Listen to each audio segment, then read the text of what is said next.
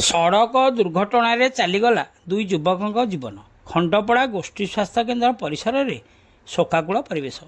ଘଟଣାରୁ ପ୍ରକାଶ, ଖଣ୍ଡପଡ଼ା ବ୍ଲକ ଅନ୍ତର୍ଗତ କଳଟାଙ୍ଗି ଗ୍ରାମର ଦୁଇ ଯୁବକ ବୀରଧଳ ଓ ଶଙ୍କର ବିଶ୍ୱାଳ ଉଭୟ ଏକ ବାଇକ୍ ଯୋଗେ ନିଜ ଗାଁ ଅଭିମୁଖେ ଯାଉଥିବା ବେଳେ ନିଜର ଭାରସାମ୍ୟ ହରାଇ ବୋଦସା ଗ୍ରାମ ବ୍ରିଜ ନିକଟରେ ଥିବା ଏକ ଆମ୍ବ ଗଛରେ ପିଟି ହୋଇଯାଇଥିଲେ। ଖବର ପାଇ ସ୍ଥାନୀୟ କିଛି ଯୁବକ ଖଣ୍ଡପଡ଼ା ଗୋଷ୍ଠୀ ସ୍ୱାସ୍ଥ୍ୟ କେନ୍ଦ୍ରକୁ ଉଭୟଙ୍କୁ ନେଇ ଆସିଥିଲେ। ଉଭୟଙ୍କ ଶରୀରକୁ ପରୀକ୍ଷା କରି ଡାକ୍ତର ମୃତ୍ୟୁ ଘୋଷଣା କରିଛନ୍ତି। ଖବର ପାଇ ବୀର ଓ ଶଙ୍କରଙ୍କ ଆତ୍ମୀୟଜନ ଓ ବନ୍ଧୁବାନ୍ଧବ ତଥା ସାଙ୍ଗସାଥୀମାନେ ବହୁ ସଂଖ୍ୟାରେ ଖଣ୍ଡପଡ଼ା ଗୋଷ୍ଠୀ ସ୍ୱାସ୍ଥ୍ୟ କେନ୍ଦ୍ରରେ ପହଞ୍ଚିବା ଦ୍ୱାରା ଏକ ଶୋକାକୁଳ ପରିବେଶ ସୃଷ୍ଟି ହୋଇଛି।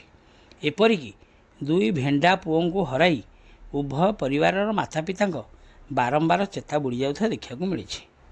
ଉଭୟଙ୍କ ମୃତ ଶରୀରକୁ ଶବ ବ୍ୟବଚ୍ଛେଦ ନିମନ୍ତେ ଗୋଷ୍ଠୀ ସ୍ୱାସ୍ଥ୍ୟକେନ୍ଦ୍ର ପରିସରରେ ରଖାଯାଇଛି।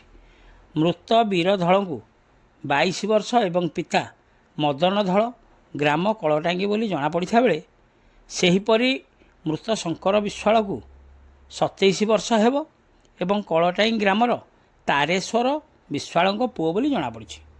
ଖଣ୍ଡପଡ଼ାରୁ ସନ୍ତୋଷ କୁମାର ସାହୁଙ୍କ ରିପୋର୍ଟ, ଖଣ୍ଡପଡ଼ା ଖବର।